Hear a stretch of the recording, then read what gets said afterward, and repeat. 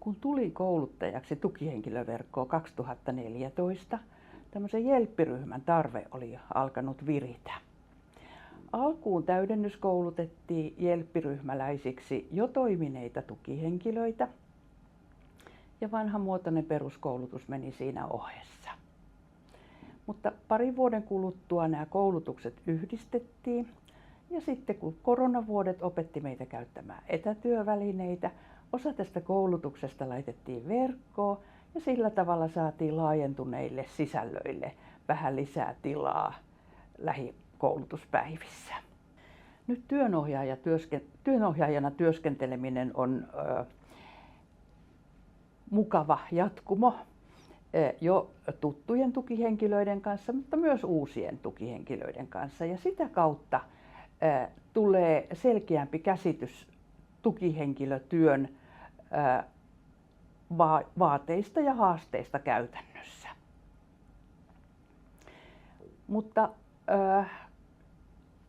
aika samanlainen kokemus syntyy, tekipä sitten jelppiryhmätyötä tai puhelinauttajana tai tukinetissä. Joka kerran tiedämme olleemme tarpeellisia ja lähes joka kerran joutuu miettimään oman toimintansa rajallisuutta. Tukihenkilön tärkein taito on edelleen kuuntelemisen kyky sekä kyky mentalisoida, eli kyky ymmärtää toisen ihmisen mielentiloja. Niiden avulla löytyy ne auttamisen keskeiset tarpeet sekä myös toimintamuodot. Tukihenkilöt tietysti tarvitsevat sen lisäksi vielä monenlaista osaamista ja tietoa sekä kykyä huomioida työturvallisuus. Jos se auttamistoiminta sisältää riskin joko tukihenkilölle tai tuettavalle tai hänen omaisuudelleen, niin on kyettävä sanomaan ei. Ja tämä tietysti tuottaa myöskin helposti rajallisuuden tunnetta. Tukihenkilöverkon yhteisöllisyys ja sosiaalinen turvallisuus ovat olleet minulle aivan ainutkertainen kokemus.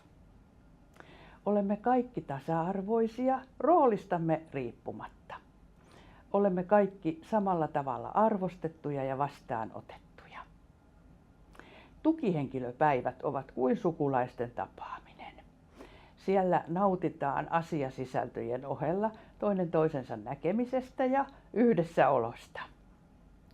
Ja tämä turvallisuus todennäköisesti mahdollistaa sen, että kaikenlaisiin koulutuksissa oleviin toiminnallisiin harjoituksiin ja tehtäviin tartutaan heti ja kursailematta ja niillä saadaan aikaan hienot tuotokset. Vuosien varrella olen saanut todistaa valtavaa määrää luovuutta ja heittäytymisen kykyä ja sen tuottamia tuloksia. Mutta tämä turvallisuus on varmasti oleellinen asia tukihenkilöiden kannalta käytännön tehtävien hoitamisessa.